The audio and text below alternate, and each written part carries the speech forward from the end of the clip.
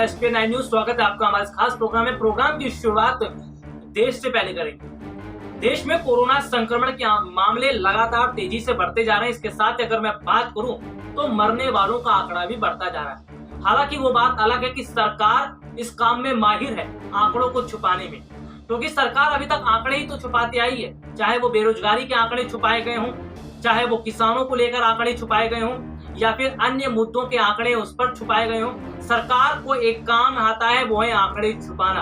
अभी तक की बात की जाए तो अब जिस तरह से सरकार महामारी के भी आंकड़े छुपा रही है, इससे साफ पता चल रहा है कि सरकार केवल और केवल अपने कमियों को छुपाने की कोशिश कर रही है। लेकिन सरकार की कमियां अब नहीं छुपने वाली, क्योंकि जनता के सामने अब सच आ चुका है। चलिए बढ़ते हैं आगे और अब हम बात करेंगे बिहार की। बिहार में एनडीए की सरकार है, महागठबंधन की सरकार है। नीतीश और बीजेपी दोनों की सरकार वहां पर मिली जुली सरकार बनी है। और सबसे बड़ी बात है, बिहार में जो तस्वीरें लगातार सामने आ रही है, बिहार में जिस तरह से जो अस्पताल है वहां की व्यवस्था पूरी तरह से चरमरा गई है।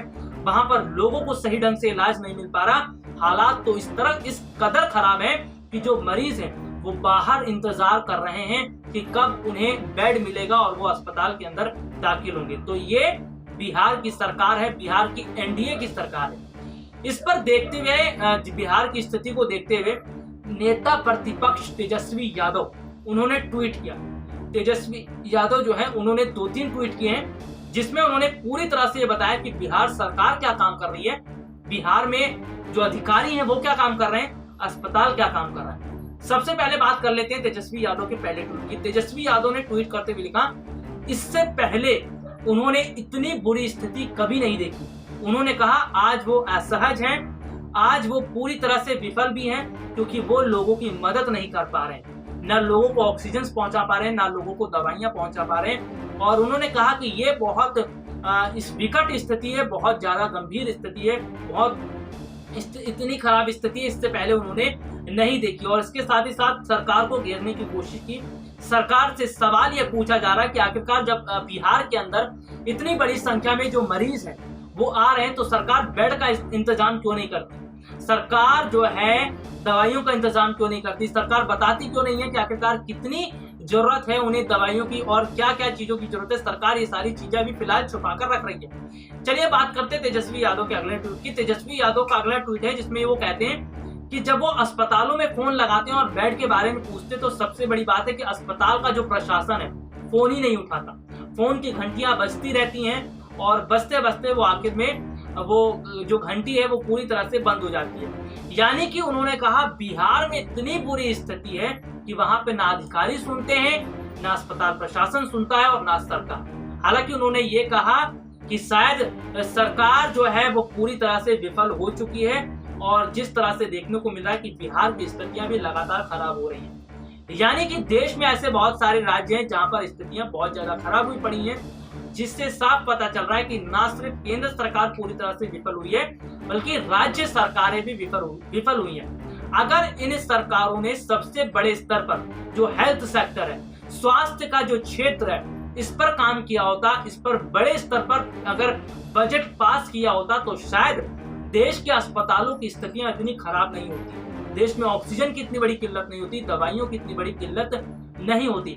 हालांकि इस बीच देखने को मिल रहा है कि बड़े स्तर पर जो कालाबाजारी हो रही है दवाइयों की, ऑक्सीजन की, इस पर भी सरकार लगाम कसती नजर आ रही है। देखने को मिल रहा है कि जहां जहां सरकारों को पता चल रहा है कि बड़े यहाँ पर कालाबाजारी हो रही है या इस तरह से जो दवाइयां हैं उन्हें गलत तरीकों से बेचा जा रहा है, तो सरकार वहां पर फौरन छापा मार रही है और उन लोगों को गिरफ्तार कर रही है। तो ऐसे में बहुत बुरी स्थिति इस वक्त देखने को मिल रही है। और ये भी देखने वाली बात है कि ऐसे ऐसे लोग हैं जो कालाबाजारी कर रहे हैं। यानी कि इस मुश्किल घड़ी में जिन लोगों को दवाइयों की जरूरत है, जिन लोगों को ऑक्सीजन की जरूरत है, उन लोगों तक जरूरी सुविधाएं पहुंचाने की बजाय कालाबाजारी कर रहे हैं। यानी लोगों से अगर मोटी मोटी फीस ले रहे हैं, मोटे मोटे पैसे लेकर उन्हें ये सामान उपलब्ध कर रहे हैं, तो ऐसे लोगों को सोचना चाहिए और थोड़ा उन्हें समझना भी चाहिए कि ये वक्त कालाबाजारी करने का नहीं है, लोगों की जिंदगियों के साथ खिलवाड़ करने का नहीं है, बल्कि लोगों की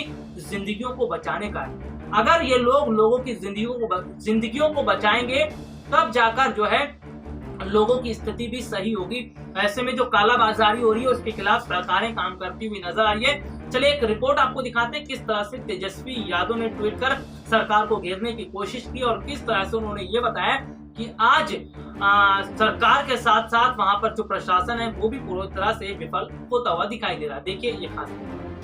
देश में कोरोना वायरस की रफ्तार लगातार बढ़ती जा रही है और मौतों का आंकड़ा भी बढ़ता जा रहा है। देश के ऐसे बहुत सारे राज्य हैं जहां पर ऑक्सीजन की किल्लत के साथ साथ दवाइयों की किल्लत भी अब देखने को मिल रही है। ताज़ा जानकारी की बात की जाए तो बिहार में इस वक्त जिस तरह की स्थिति बनी हुई है उससे साफ पता चल रहा है कि बिहार सरकार पूरी तरह से फेल है, क्योंकि बिहार के अस्पतालों से जो तस्वीर लगातार सामने आ रही है उसमें देखने को मिल रहा है कि लोगों को अस्पतालों के अंदर बेड तक मुहैया नहीं हो पा रहा है और लोग बाहर बैठकर अपना इंतज़ार कर रहे हैं। कितनी बुरी स्थिति इस वक्त पूरे देश में देखने को मिल रही है और अस्पतालों में जिस तरह से बेड की कमी है इससे साफ पता चलता है कि ना सिर्फ केंद्र सरकार ने बल्कि राज्यों की सरकार ने भी लापरवाही बरती। अगर इन सरकारों ने पूरा ध्यान स्वास्थ्य सेक्टर पर दिया होता तो शायद देश की स्थिति इतनी खराब नहीं होती। बिहार में जिस तरह से अस्पतालों की स्थितियां देखने को मिल रही हैं और लोग पूरी तरह से असहाय महसूस कर रहे हैं, इसे देखते हुए नेता प्रतिपक्ष तेजस्वी यादव ने ट्वीट किया। तेजस्वी यादव ने ट्वीट करते हुए लिखा, इतना असहाय असमर्थ कभी अनुभव नहीं किया। एक इंसान होने के नाते चाहकर भी गुहार लगा रहे, मदद मांग रहे, तड़प रहे सभी जरूरतमंदों की मदद नहीं कर पा रहा। अस्पतालों में फ़ोन लगवाओ तो जवाब आता है कुछ नहीं कर सकते सर, बेड नहीं है, इंजेक्शन नहीं है, ऑक्सीजन नहीं है, कैसे मदद करें। इसके बाद तेजस्वी यादव ने अगला ट्वीट किया। ट्वीट करते हुए लिखते हैं, अधिकारियों को फ़ोन लगाओ तो फ़ोन बजते रह जाते हैं, कोई उठाता नहीं है। अधिकारी या तो सीएम की भी सुन नहीं रहे या मुख्यमंत्री को व्यवस्था दुरुस्त करने में कोई रुचि नहीं। ऐसी कोई डेडिकेटेड हेल्पलाइन नहीं है जहां लोग फ़ोन कर रियल टाइम बेड, ऑक्सीजन या दवाओं की उपलब्धता की जानकारी ले पाएँ। इसके बाद तेजस्वी यादव ट्वीट करते हुए ये भी लिखते हैं, नागरिकों के लिए एक तरफ बेपरवाह व भ्रष्ट सरकारी व्यवस्था का अंधा कुआं है तो दूसरी तरफ कालाबाजारी, मुनाफाखोरी और आंकड़ों की हेराफेरी है। भ्रष्ट सरकार धृतराष्ट्र की तरह हाथ पर हाथ धरे बैठी है, लोगों को मरता छोड़ सरकार बस हेडलाइन मैनेजमेंट व मौत के आंकड़ों पर काम करने में लगी है। जी हां, आपको बता दें कि इस वक्त पूरी विपक्षी पार्टियां सरकार को घेर रही हैं और सरकार से ये सवाल किया जा रहा है कि आखिरकार सरकार इतने बड़े स्तर पर लापरवाही क्यों बरत रही है और क्यों सरकार ज़्यादा से ज़्यादा बेड का इंतज़ाम नहीं कर पा रही। अगर बात की जाए तो सरकारों को लोगों की जान से ज़्यादा अब हेडलाइन पर ज़्यादा ध्यान दिया जा रहा है। जी हाँ, सरकार अब आंकड़े छुपाने की कोशिश कर रही है, सरकार अब लोगों से सच्चाई छुपाने की कोशिश कर रही है और लोगों से चिकनी चुपड़ी बातें करके गुमराह भी किया जा रहा है।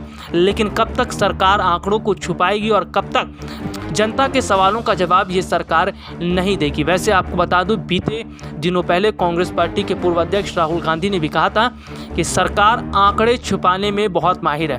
पहले बेरोजगारी के आंकड़े छुपाए गए और अब महामारी के आंकड़े छुपाए जा रहे हैं। लेकिन सरकार को ये सोचना चाहिए कि आंकड़े छुपाने और हेडलाइन मैनेजमेंट पर ध्यान देने की बजाय अगर उस जनता पर ध्यान दे दिया जाए जो जनता बेबस और लाचार खड़ी हुई है, जो अस्पतालों में दवाओं के लिए तरस रही है, अगर उस पर काम किया जाए तब जाकर जनता की स्थिति सुधरेगी और राज्यों के साथ साथ देश की स्थिति भी सुधरेगी। लेकिन लगता है सरकारों के हाथ से भी बात निकलती नजर आ रही है।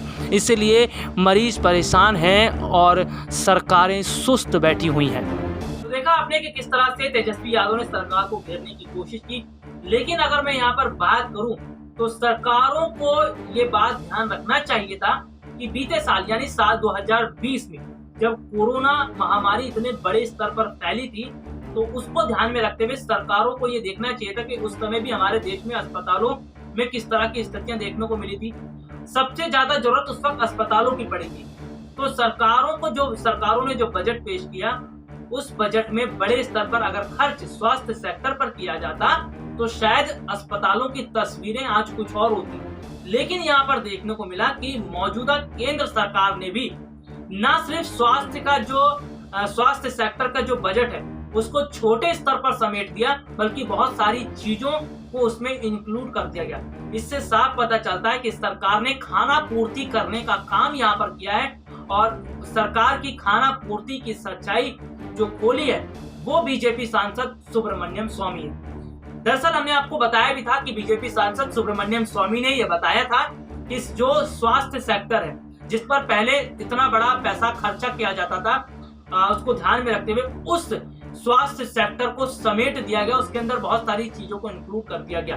तो ये साफ पता चल रहा है कि सरकार किस तरह से ढीला काम अब करती हुई नजर आ रही है और इनकी ढिलाई का जो भुगतान है वो देश की जनता को करना पड़ रहा है। और देश की जनता को ये समझना भी चाहिए कि उनकी सरकारें, जिस सरकार को वो चुनकर भेजते हैं, कि उनकी सरकारें आखिरकार काम क्या कर रही हैं, ये जनता को अब समझने वाली बात है। क्योंकि जनता अब नहीं समझी तो आगे भी नहीं समझेगी। और खास तौर पर अगर बात की जाए तो जिस तरह से जनता आज भी समझकर भी चीजों को नहीं समझ रही है, तो ये कहीं ना कहीं देखने को मिल रहा है कि जनता ही कहीं ना कहीं इसकी जिम्मेदार भी कह सकते हैं। क्योंकि जनता का जब बात की जाए तो जब चुनाव का समय आता है तो जनता ही तय करती है किस सरकार को सत्ता पर बिठाना है, किसको नहीं। तो ऐसे में जनता को अब सोच समझकर आने वाले समय को ध्यान में रखते हुए वोट भी करना होगा, ताकि वो ऐसी सरकारों को चुने ताकि जो सरकार उनके लिए काम करे। तो यहाँ पर इस तरह की स्थितियां देखने को मिल रही है, लेकिन देखते हैं कि आखिरकार सरकारें और क्या कदम उठाती हैं। फिलहाल के लिए आज मुझे इजाजत दीजिए, नमस्कार।